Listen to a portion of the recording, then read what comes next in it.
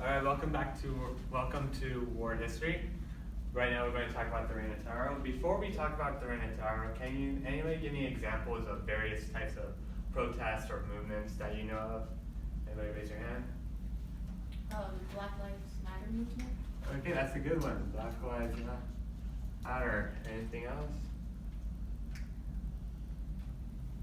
Civil rights movement. Civil rights movement. Spell.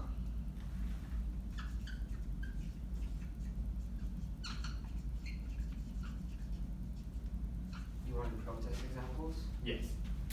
Trump protests? Okay, Trump protest.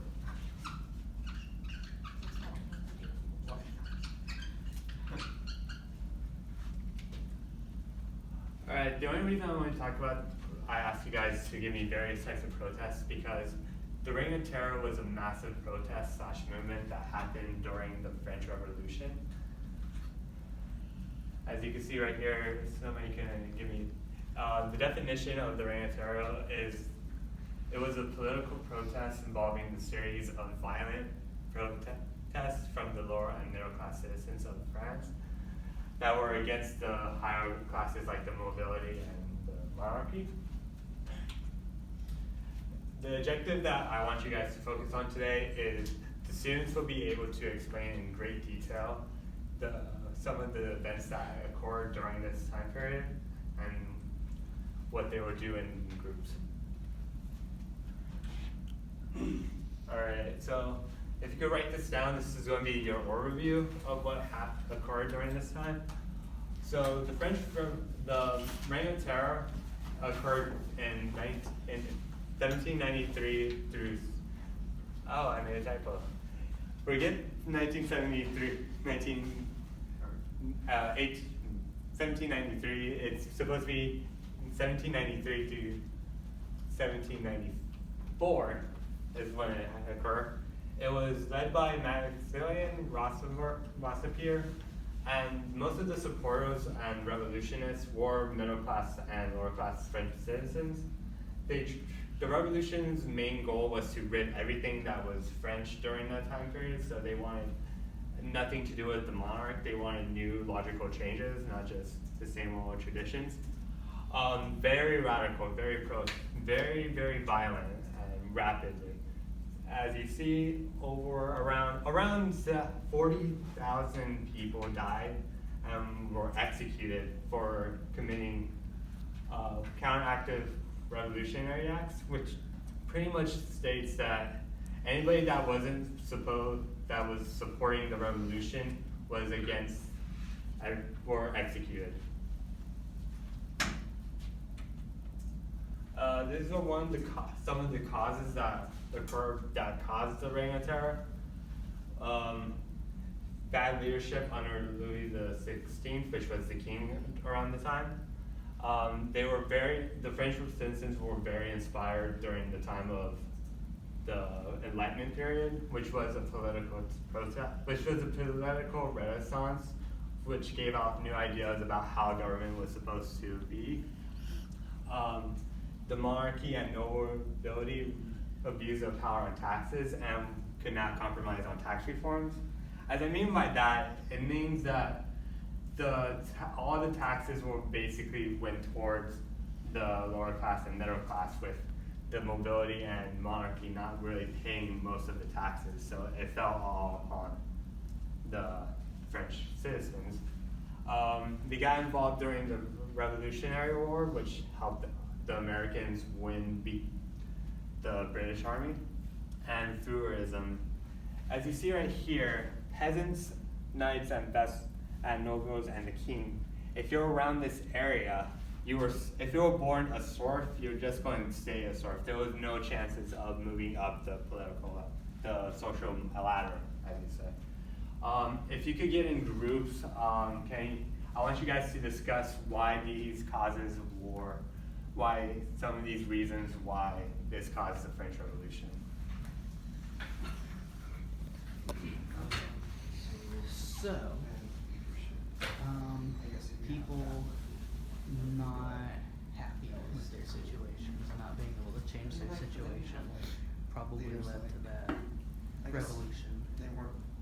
I think, the bad leadership was like, maybe like doesn't important. seem bad to hate Mhm. but then like. I think now it's also a like situation if you're not that's allowed to obvious. move up the social scale, like that's gonna cause, I know like frustration and like the society's just gonna be like at this like stuck point, and if people wanna make a change, then they're gonna like Futurism uproar. is It's a like I don't know, social, that's like a way for them to stratification try to like where, change the social like I status or said, whatever. It's where like the lower class, middle class. Oh, it's a class system? Oh. Yes, Oh. exactly. I shouldn't explain that better. So if you were born into a certain class, you're stuck for that. And it goes on for generations and generations. So, alright, come back together.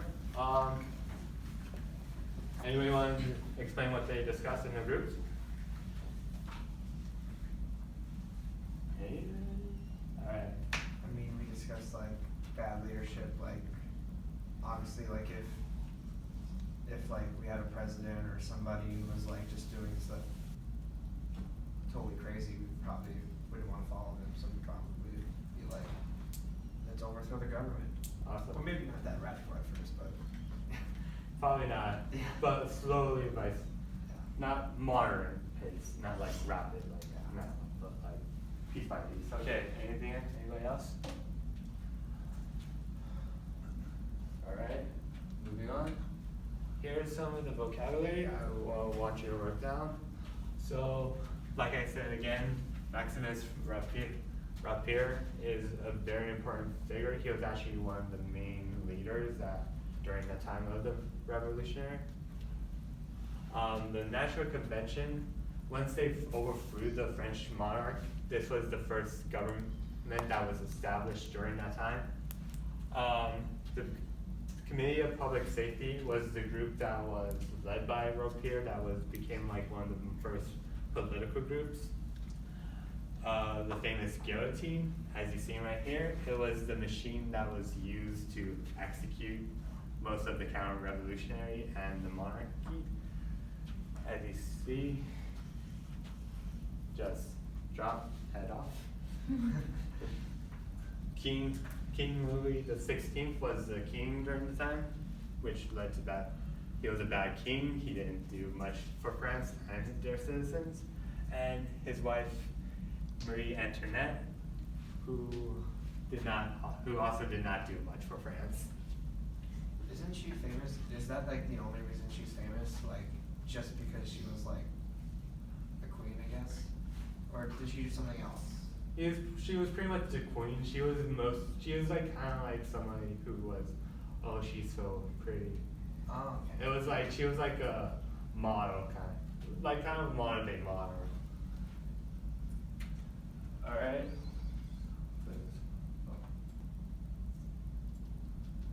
Alright, so this is a timeline of the current events. I would like for you guys to look up, to overview and discuss with your table groups what some of the events that happened.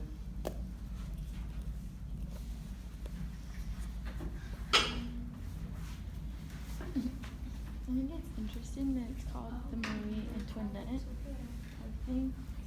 So like that she has like I guess a lot more significance than the king himself. Like, do you know why the timeline is called the Marie Antoinette timeline? If she was just like the queen. It gives an overview about what occurred. Okay, It's really good. that's interesting. Yeah. So I guess she's more. Like I don't know. I just heard her name before. There's like she sounds famous for like not just for like I feel like not just for. She sexually abused her son in October 14th. Oh gosh. Okay, never mind. Yep. I don't like Marie Antoinette. There you go. Did the sun get me? She might have been. This is a very specific timeline. This is a very interesting timeline. It's so specific by like date, like the 15th and the 16th. On the 16th, she was executed, so. Why was she executed? Before She the. She was a monarch. Oh yeah. They tried to get rid of everybody. That's why her husband as well, King Louis XVI. Was he executed before her? Yes. So that would make sense why this is called the Marie Antoinette timeline. Okay. Yeah. Piecing things together. Is she the person that said, like, let there be cake? Was that her? There'd be cake. Let there be cake? I don't remember. Okay, I think I heard that before. Yeah. Pretty sure.